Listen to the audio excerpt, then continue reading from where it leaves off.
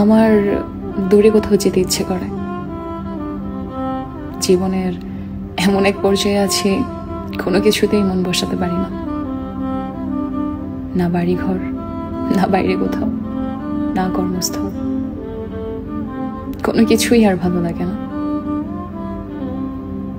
সবসময় মনটা কেমন যেন উদাসীন হয়ে থাকে।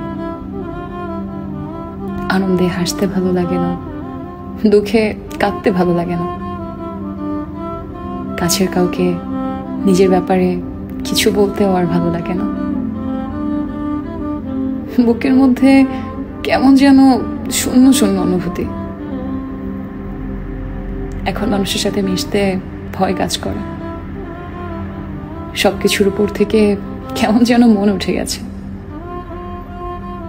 মনে হয় দূরে কোথাও নিরিবিলি জায়গায় গিয়ে চুপচাপ বসে থাকি।